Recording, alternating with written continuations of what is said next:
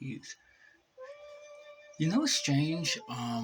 There's a lot of people that are into elves and fairies, and a lot of people see that as being something that's, cute and whimsical and strange and nerdy, I guess.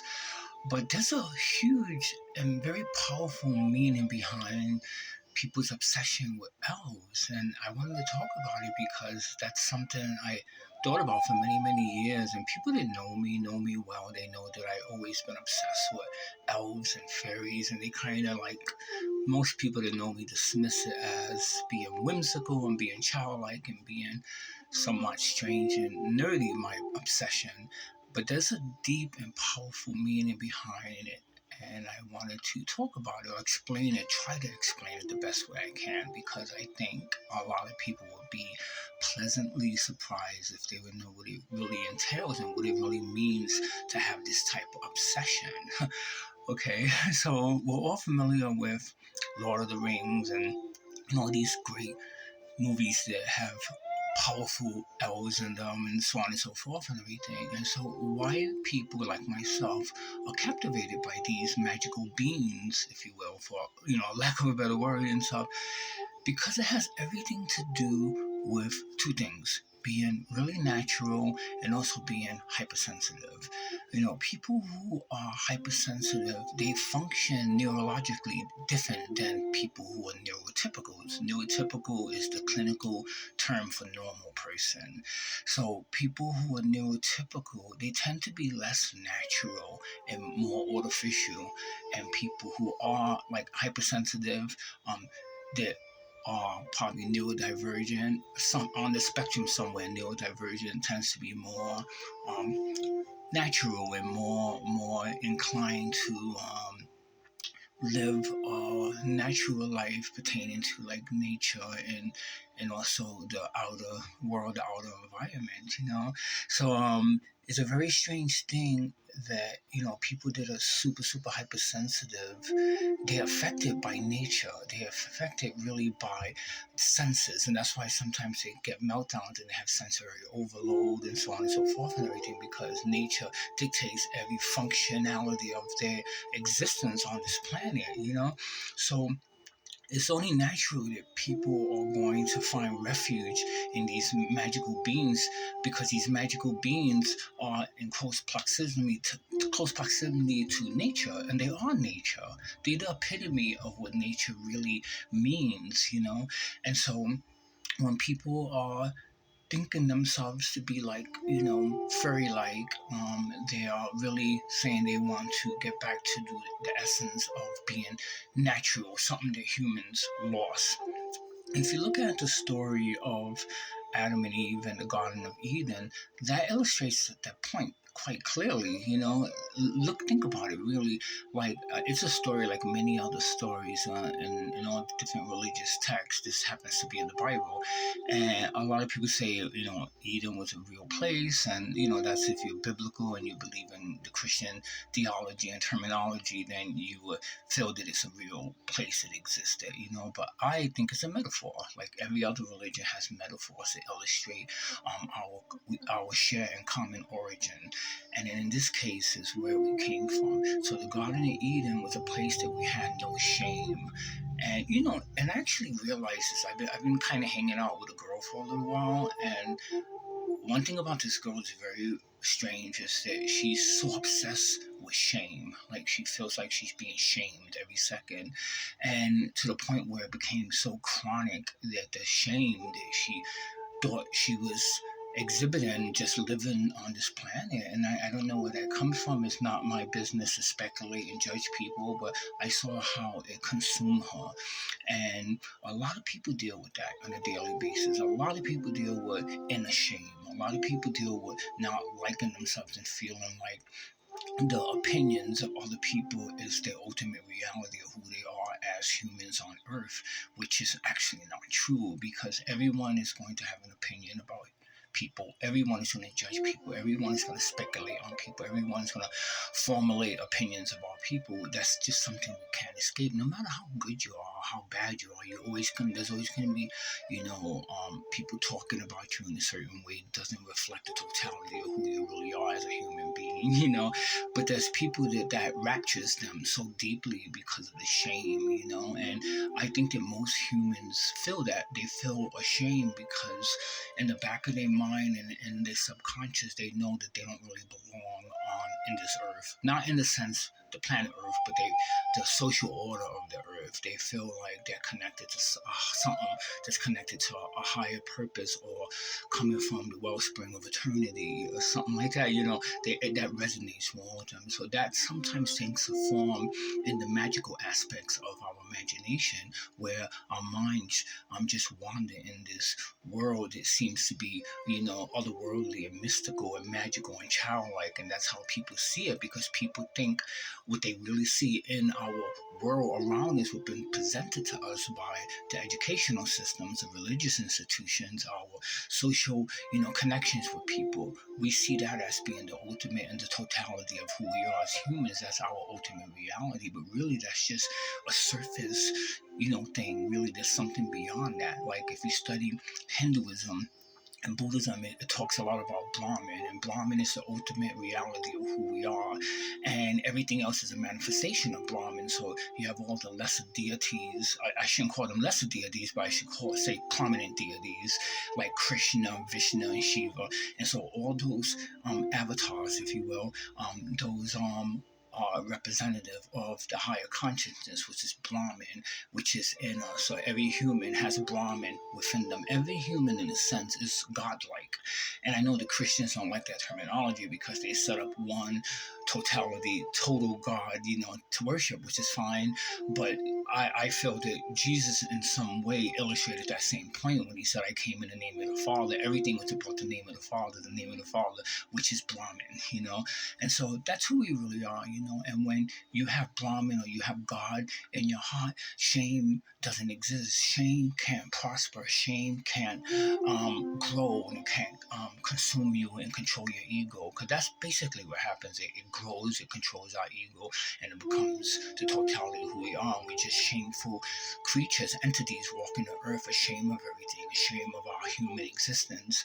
And I see that illustrated in a lot of women that I date and stuff, because it's this horrible kind of being a woman in this earth. It really is, because they just treat it so bad, by humanity, and not only by men but also by other women. It's just sometimes. I mean, we all go through similar things. Men go through their own thing and stuff, but I think women they go through it worse and stuff.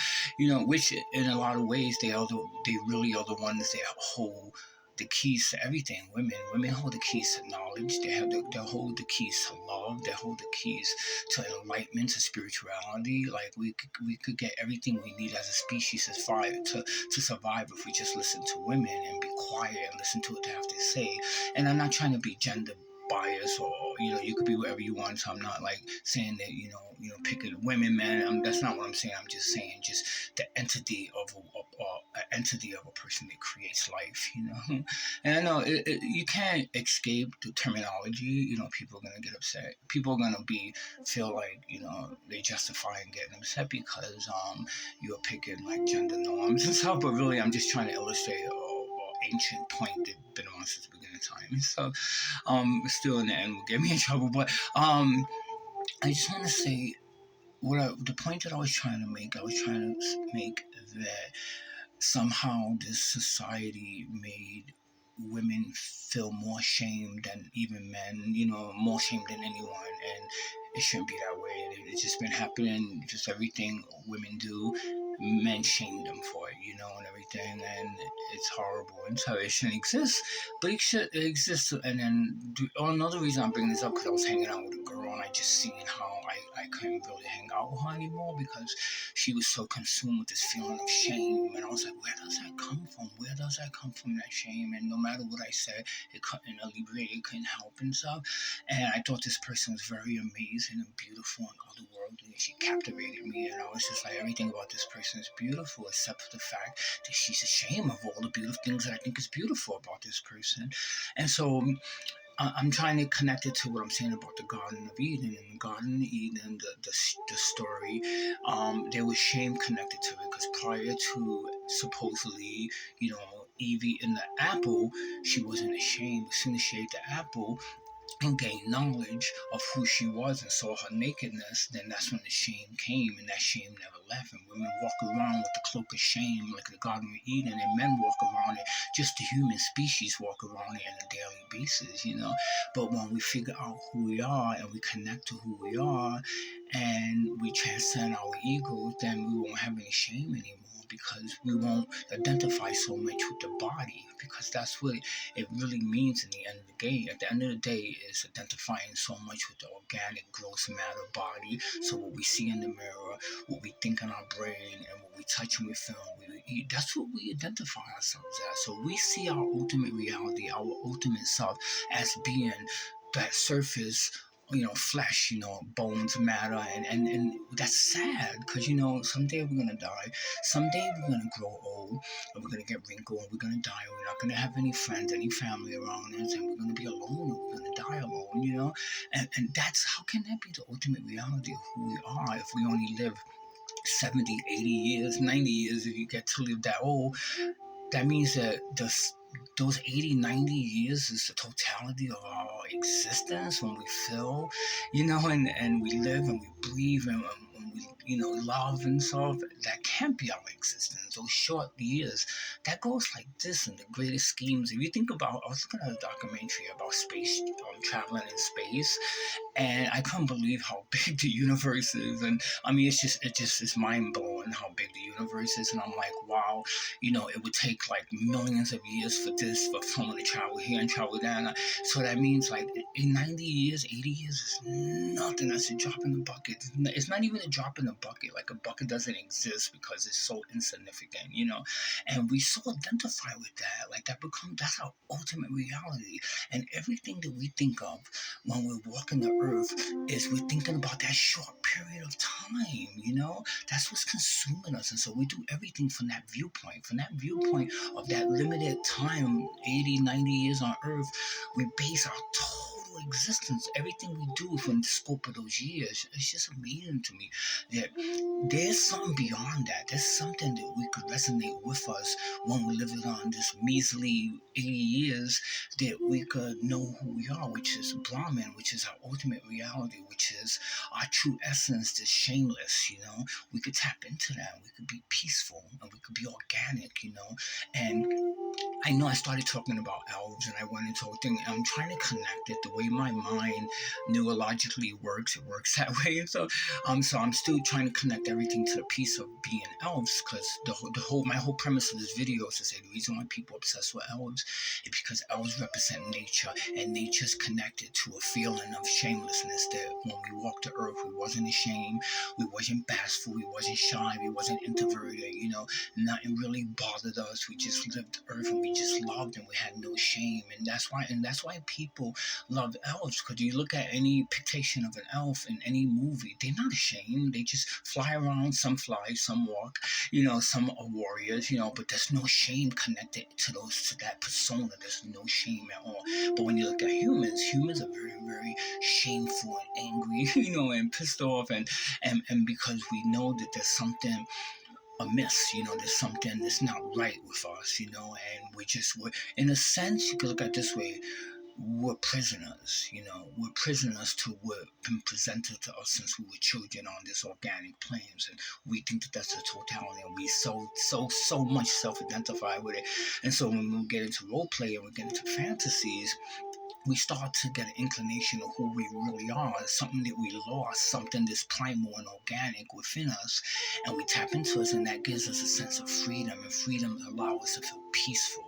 And when we feel peaceful, we feel accepted, and we stop wanting and desiring to be a part of something and be accepted by the broader society, because we are accepted by nature, and that's how it happens. And so the shame vanishes, and it's gone, and we're left with just our magical entities, which is connected to nature, so it's a beautiful thing. So, and that's why people role playing, that's why people, they're not really escaping into fantasy. They're trying to claim the heritage that was lost and taken away from them by humans on the earth, because humans took that away, robbed them of that. And so they feel they're orphans. And that's why, if you look at the Bible, that Jesus illustrated that so much in the Bible when he says, "Don't be like, don't think that this is your land. Be as a pilgrim and just come and walk through life and don't be attached because this is not your home. You're walking towards your home, but your home is not on this earth." And that's a good illustration of what I'm saying. And that's why he's like, "Don't be ashamed." Jesus said that many times. He talked about shame a lot. Like, don't be ashamed. Don't, if you're ashamed of me, I'm going to be ashamed of you. That's why he said that. He was saying, don't be ashamed. Just, be free of shame. Be shameless. Walk through earth. Know that this is not your home. Don't be attached to this home because you're going home eventually. You're only here for a short period. You're a pilgrim in a strange land, and strangers are never accepted in their own land. He's telling you right there. He's telling you that you're never going to be accepted on this earth, no matter how cool you look, no matter how beautiful you look. You're never going to be accepted on this earth, ever, ever, because this is not your home. You're only accepted in the place that you come from. And like Bob Marley talk about that. A prophet is only, he sung about that. He sung a whole song about that. He said a prophet is always killed in foreign land, but they never killed in their own land. I forgot what song that is, but he sings about that in a song. And that's like an old prophetic teaching, that is so true, that prophets are always killed when they're in foreign land, but when they land, they're revered in their own land. When they're home, when this land, they always killed. That's why Bob Marley was killed. That's why a lot of the great, Gandhi and spiritual teachers were killed, because they were all prophets in a foreign land. And so everything goes back to that, but it's all tied into being natural, being shameless, and role playing, getting into elves. Really, it's just us knowing that we are more than our bodies, that we're more than what we see in the mirror, that we're something else. And that goes into Hinduism, like where we are in Buddhism. Enlightenment, that's a form of enlightenment, being awoken, being enlightened, and in Brahmin, you know I mean, it's pretty amazing. But anyway, I'm gonna stop this video now, and I'm gonna make some more videos, and because there's so much other stuff I want to talk about and get into.